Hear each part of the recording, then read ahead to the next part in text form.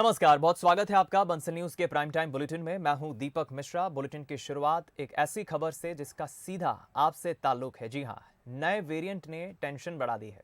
Corona ने सभी का जीना मुहाल करा पिछले 2 सालों में, लेकिन अब जो नया वेरिएंट आया है इसको लेकर काफी चर्चाएं हैं इन दिनों।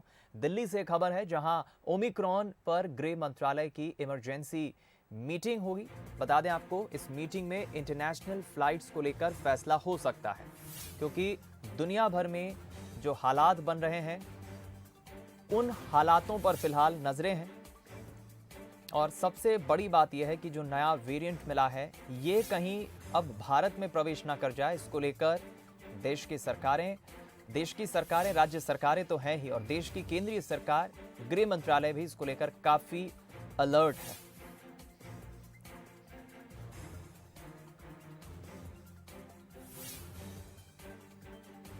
गृह मंत्रालय इस नए वेरिएंट पर एक महत्वपूर्ण बड़ी बैठक करेगा और इस बैठक में इंटरनेशनल फ्लाइट्स को लेकर फैसला लिया जा सकता है।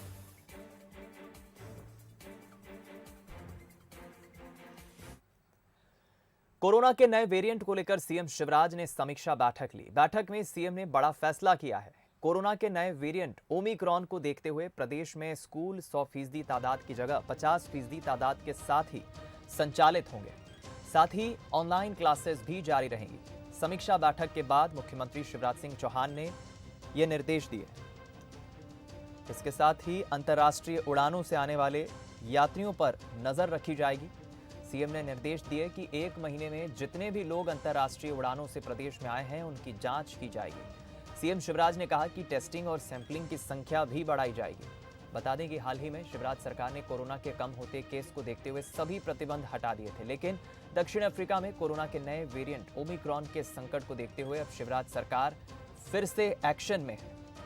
साथ ही सीएम शिवराज 29 नवंबर को सभी जिलों के कलेक्टर, कमिश्नर और एसपी की बैठक लेंगे। कोरोना के खतरे को देखते हुए सीएम 1 दिसंबर को क्राइसिस मैनेजमेंट कमेटी की बैठक लेंगे।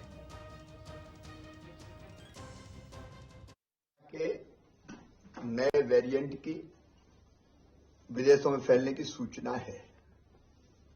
अभी तक भारत में नए वेरिएंट की उपस्थिति की कोई सूचना नहीं है, लेकिन सावधानियां अत्यंत जरूरी है। इसलिए आज ही हमने बैठक करके कुछ फैसले किए हैं। एक हमने निर्देश दिए हैं कि दूसरे देशों से मध्य प्रदेश में आने वाले यात्रियों के संबंध में भारत सरकार के सर्विलांस के नियमों का कड़ाई से पालन किया जाए। 1 महीने में जितने भी लोग अंतर्राष्ट्रीय उड़ानों से यहां आए हैं, आगमन जिनका हुआ है, उनको चेक करना, और अगर कोई पाया जाता है संदिग्ध तो उसको आइसोलेशन में रखना। हमारे 18 साल से कम उम्र के बच्चे, तो उनका टीकाकरण नहीं हुआ है, और इसलिए हमने तय किया है तत्काल प्रभाव, मतलब कल से, आज तो रविवार है, स्कूल खुलेंगे, लेकिन स्कूल में बच्चों की संख्या 50% होगी। मतलब 6 दिन में से 3 दिन बच्चे पढ़ने स्कूल जाएंगे। 50% कैपेसिटी के कारण 50% एक दिन आएंगे, 50% दूसरे दिन आएंगे। उसके साथ ही स्कूलों को ऑनलाइन क्लासेज चालू करनी पड़ेगी, ताकि विकल्प पालकों के पास रहे कि वो अगर बच्चों को स्कूल नहीं भेजना चाहते तो ऑनलाइन पढ़ाई हो जाए। इसलिए विकल्प सामने रहे। पेरेंट्स की इच्छा होगी तो ही बच्चे स्कूल जाएंगे। बिना पेरेंट्स की अनुमति के बच्चे स्कूल नहीं बुलाए जाएंगे। पेरेंट भेजेंगे भी नहीं, लेकिन हम उनकी अनुमति आवश्यक होगी। 1 तारीख को सवेरे मैं 10 बजे क्राइसिस मैनेजमेंट कमेटियों से चर्चा करूंगा। क्राइसिस मैनेजमेंट कमेटी हमारे जिलों की, मंडलों की, ब्लॉक्स की और पंचायतों की, और सबको हम तैयार रखेंगे कि अगर तीसरी लहर आती है तो उससे लड़ने के लिए हम कमर कस के तैयार रहें, क्योंकि बिना समाज के सहयोग की ये लड़ाई जीतना कठिन होता। पहले भी समाज के सहयोग से हम लोग जीते हैं। इधर कोरोना के नए वेरिएंट को लेकर छत्तीसगढ़ सरकार भी अलर्ट है। स्वास्थ्य विभाग ने अस्पतालों में तमाम तैयारियां रखने के निर्देश दिए हैं। साथ ही सैंपलिंग, टेस्टिंग और कॉन्टैक्ट ट्रेसिंग बढ़ाने के निर्देश दिए हैं। वहीं सीएम भूपेश बघेल ने पहली और दूसरी गलती से सबक लेने की बात कही है। यदि पहले ही समय में रोक दिए होते तो इतना नुकसान हमको नहीं होता। तब नमस्ते ट्रंप हो रहा था, और नमस्ते ट्रंप के कारण और मध्य प्रदेश सरकार गिराने के चक्कर में वो देरी हुई और उसका नुकसान पूरे देश को भुगतना पड़ा है। तो तीसरी वेरिएंट है, इसमें सबक ले लेना चाहिए पहली और दूसरी गलती के बाद। तो जो भी जिस देश से जो तीसरा वेरिएंट आ रहा है वहाँ आवाजाही रोके जाए, अंतर्राष्ट्रीय जो यात्राएं हैं उसको बराबर नियंत्रित किया जाए, चेक किया जाए जो भी आने जाने वाले लोग। इधर संसद के शीतकालीन सत्र को लेकर आज सर्वदलीय बैठक बुलाई गई। बैठक में 31 दलों के नेता शामिल हुए। पीएम नरेंद्र मोदी बैठक में मौजूद नहीं रहे। वहीं आम आदमी पार्टी ने बैठक से वॉकआउट कर दिया। संसदीय कार्य मंत्री प्रहलाद जोशी ने बताया कि आज की मीटिंग में 31 पार्टियों ने भाग लिया। काफी सुझाव आए हैं। सरकार नियम के अधीन सभी मुद्दों पर चर्चा के लिए तैयार है। सरकार को उम्मीद है कि संसद में अच्छी चर्चा होगी। बता दें कि विपक्ष के नेता मल्लिकार्जुन खड़गे ने भी 29 नवंबर को विपक्षी दलों की बैठक बुलाई है, जिसमें कांग्रेस के पूर्व अध्यक्ष राहुल गांधी भी शामिल होंगे।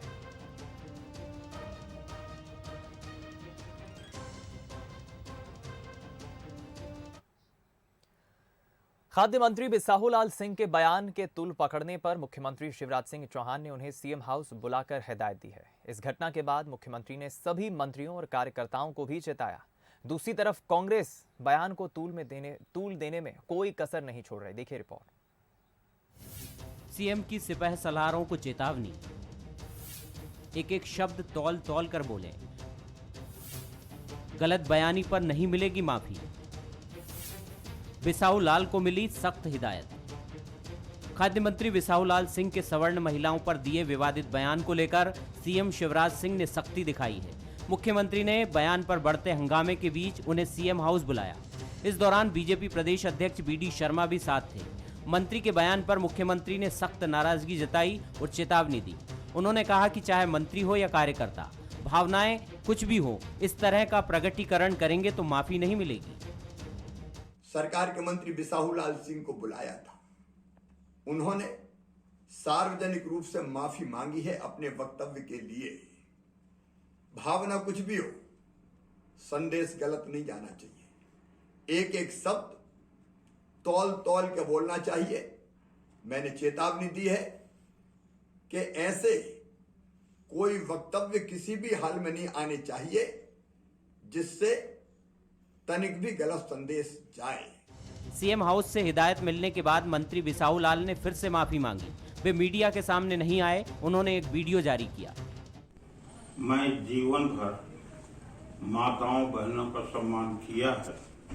मेरे एक वक्तव्य के कारण अगर उनकी भावनाओं को ठेस पहुंचा है तो मैं इसके लिए माफी मांगता हूं।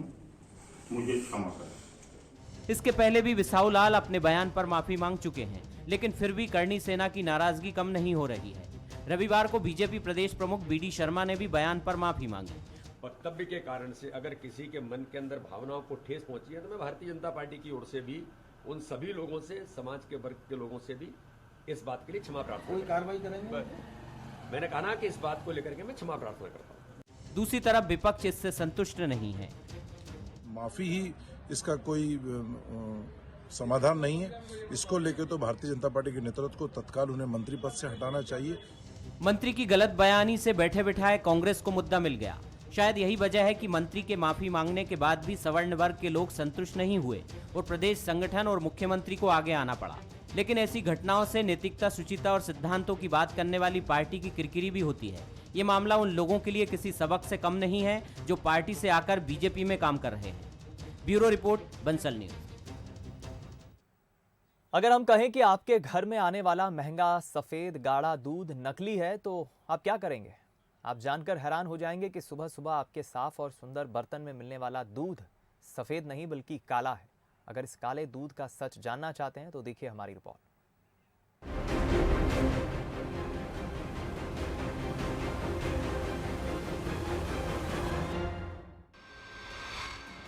सफेद दूध का काला कारोबार, कहीं पड़ ना जाए आपकी सेहत पर मार। नकली दूध से सावधान। इस सफेद टंकी में दिखने वाला सफेद दूध असली नहीं बल्कि नकली है। भिंड में खाद्य विभाग की टीम ने नकली दूध की फैक्ट्री में छापामार कार्रवाई की है। यहां से पुलिस ने 5000 लीटर से ज्यादा नकली दूध, 3 क्विंटल नकली क्रीम, 1 क्विंटल नकली घी, केमिकल के साथ शैम्पू जैसा चिपचिपा पदार्थ बरामद किया है। खाद्य विभाग की टीम को सूचना मिली थी कि मानपुरा में काफी लंबे समय से नकली दूध का कारोबार किया जा रहा है, जिसके बाद खाद्य विभाग और पुलिस की टीम ने यह कार्रवाई की। ये दूध बिल्कुल असली दूध की तरह है, जिसे हम और आप आसानी से नहीं समझ सकते हैं। इस दूध को केमिकल पाउडर और पाम ऑयल मिलाकर बनाया जा रहा था। इसकी सप्लाई शहर भर में की जाती थी। ये नकली दूध लीवर, डायबिटीज और हार्ट के मरीजों के लिए काफी खतरनाक है। इससे लोगों की जान भी जा सकती है। और फूड अधिकारी के द्वारा आज 5000 लीटर का दूध पकड़ा गया। काफी नकली दूध था, काफी समय से ये कारोबार चल रहा था। हमारे साथ में फूड अधिकारी रीना बंसल जी। किस तरीके से मैडम जी दूध मिलावट पाई गई, किस तरीके से दूध था? यहाँ पर सूचना मिली थी कि नकली दूध तैयार किया जा रहा है, तब छापामार कार्रवाई की गई है। तो इनके यहाँ पर रिफाइंड पाम कर्नल ऑयल और बिल्क्रीम refined palm kernel oil, soyabean oil और रेंजी जो होता है एक तरह से लिक्विड सॉप होता है, और उसके अलावा माल्टोडेक्सिन पाउडर, इन सब चीज़ों को मिलाकर नकली दूध तैयार किया जा रहा है और बाजार में खपाया जा रहा है। नहीं, आज जो कार्रवाई आपने की है, कितना दूध पकड़ा गया, क्या क्या सामान जब्ती में लिया आपने? यहाँ पर बताया मैंने, बिल्क्रीम रिफाइंड पाम कर्नल ऑयल है, सोयाबीन ऑयल है, उसके अलावा माल्टोडेक्सिन पाउडर के 4 कट्टे हैं और लगभग 25 टीन पाम ऑयल है, जो से नकली दूध तैयार किया जा रहा था। नहीं, अभी तक देखा जाए तो कितनी कार्रवाइयाँ की हैं आपने? लगभग 20 से 25 एफआईआर हो चुकी हैं दूध वालों पर, और सभी के खिलाफ एफआईआर होकर माननीय न्यायालय में प्रकट दायर कर दिए गए हैं कई लोगों के, और किसी का चालान अभी शेष बाकी है जो प्रस्तुत करना है न्यायालय में। जैसे तो आप लोग सैंपल लेते हैं, दूध को भेज देते हैं, तो किस तरह की ये कार्रवाई होती है? सैंपल लेने के बाद वहाँ से रिपोर्ट आती है कि सैंपल मानक है या अमानक है। यदि अगर अच्छा दूध होगा, मान लीजिए प्योर दूध है तो मानक आएगा, और खराब दूध है तो वो अमानक आएगा। उसके अकॉर्डिंग न्यायालय में प्रकट दायर कर दिया जाता है। ये थे हमारे साथ स्वास्थ्य अधिकारी रीना बंसल जी। इनका साफ तौर पर कहना है कि कार्रवाई निरंतर जारी रहेगी। सौरभ शर्मा, बंसल न्यूज़, भिंड। ऐसे में सवाल ये भी है कि असली और नकली दूध की पहचान कैसे करें? अगर इसमें साबुन जैसी गंध आती है तो इसका मतलब है दूध सिंथेटिक है, जबकि असली दूध में कुछ खास गंध नहीं आती है। असली दूध स्टोर करने पर अपना रंग नहीं बदलता, जबकि नकली दूध कुछ वक्त के बाद पीला पड़ने लगता है। जब हम असली दूध को उबालें तो इसका रंग नहीं बदलता, वहीं नकली दूध उबालने पर पीले रंग का हो जाता है। तो सतर्क रहें, क्योंकि सवाल आपकी सेहत का है। सौरभ शर्मा, बंसल न्यूज़, भिंड। खबर धर्म, संस्कृति और पुरातन सभ्यता से लबरेज विश्व परिषद प्रसिद्ध पर्यटन नगरी ओरछा के लाड़पुरा गांव को UNWTO ने बेस्ट टूरिज्म विलेज के लिए चयनित किया है। पूरे देश से मात्र 3 गांवों का इसमें चयन हुआ है। ये गांव बेहद खूबसूरत है, पर्यटन के क्षेत्र में अलग ही पहचान बनाई है। जाहिर है ये गांव बेहद खास होगा, यहाँ की सुविधाएं खास होंगी। तो चलिए आपको लिए चलते हैं लाड़पुरा के खूबसूरत सफर पर, देखते हैं क्या खासियत है इस गांव की।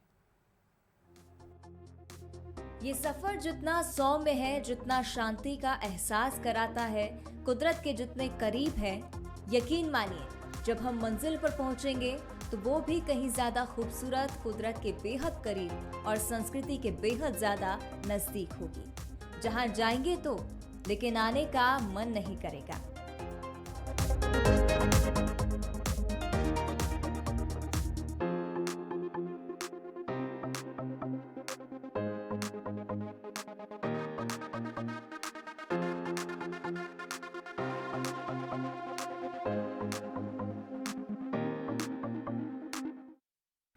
अभी मैं खड़ा हुआ हूँ अंतर्राष्ट्रीय पटल पर अपनी एक खास पहचान बनाने वाले गांव लाड़पुरा में। लाड़पुरा गांव मध्य प्रदेश के निवाड़ी जिले के ओरछा के अंतर्गत आता है और ये गांव अंतर्राष्ट्रीय प्लेटफॉर्म पर अपनी एक अलग ही छाप छोड़ चुका है।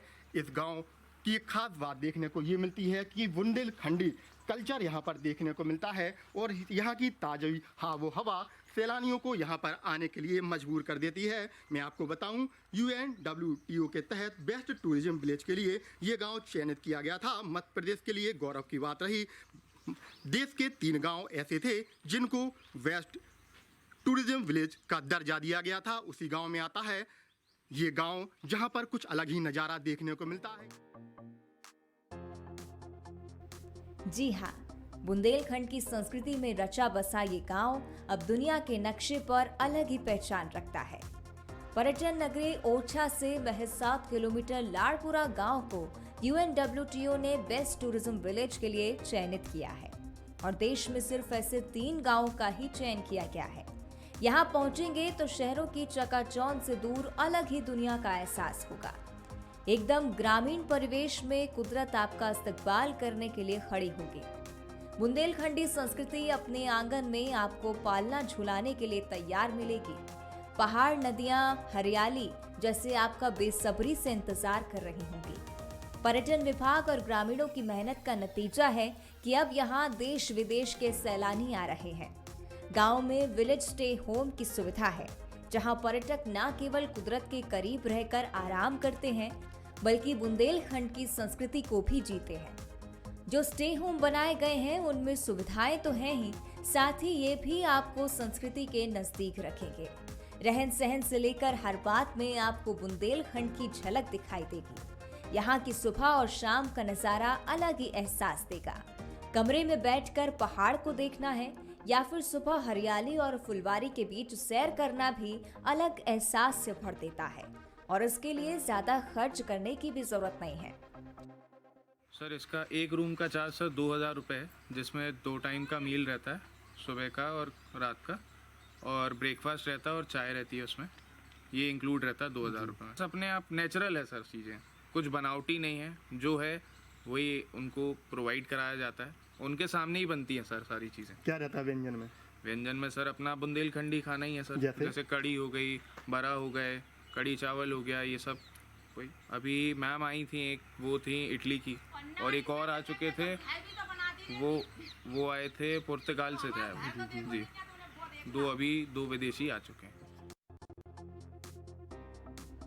यहाँ न केवल रहन सहन बुंदेली है बल्कि यहाँ के खान पान में भी बुंदेलखंड का जायका पर्यटकों को मिलता है। चूल्हे पर बना शुद्ध देसी खाना पर्यटकों को परोसा जाता है। कड़ी भात हो या फिर दही के बड़ा, गुड़ से बने गुलगुले, बुंदेलखंड में बनने वाला हर पकवान परोसा जाता है। इतना ही नहीं, सब्जियां और सलाद भी एकदम ताज़ा पर्यटकों को मिलता है। पर्यटकों को खाना परोसने वाली कमला तिवारी बताती हैं कि जो भी एक बार स्वाद चखता है वो फिर उसे भूल नहीं पाता। अब खाने में तो पुराना ही खाना खिलाते, कहते कड़ी, वो क्या बोलते अपने यहाँ दही बड़ा बनाते, और गुड़ की वो गुलगुला बनाना, मक्का की रोटी, बाजरा की, जुनई की आटा और उड़द की दाल को पिसाते, उनकी पूड़ी बनती ना, ठड़ूला बोलते हमारे यहाँ हैं, वो खवाते। मतलब नई नई चीजें खाने को मिलती, अचार नया। तो क्या कहते पर्यटक, क्या कहते हैं फिर आपसे? बहुत इतना खुश होते, कहीं किसी का अचार बना के दे दे, कहीं चटनी, कहीं कुछ, खूब खुश होते, इतना खुश होके जाते और आते भी हैं दोबारा। अच्छा। खाना हम ही बनाते कच्चा, चूल्हे पे बनाते, पूरा खाना चूल्हे पे हम बनाते। फिलहाल गांव में 6 विलेज स्टे होम बनाए गए हैं। पर्यटकों के लिए ये जगह किसी स्वर्ग से कम नहीं है।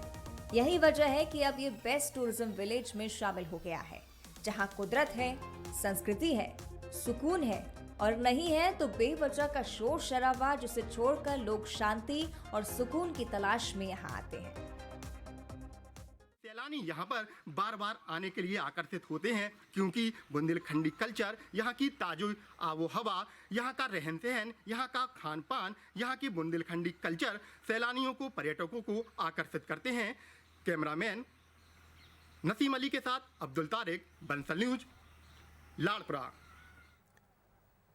शादी का नाम सुनते ही हर लड़के और लड़की का चेहरा खिल जाता है और वो उसे खास बनाने के लिए ख्वाब भी बुनने लगते हैं। और ऐसा ही एक जोड़ा इन दिनों चर्चा में बना है।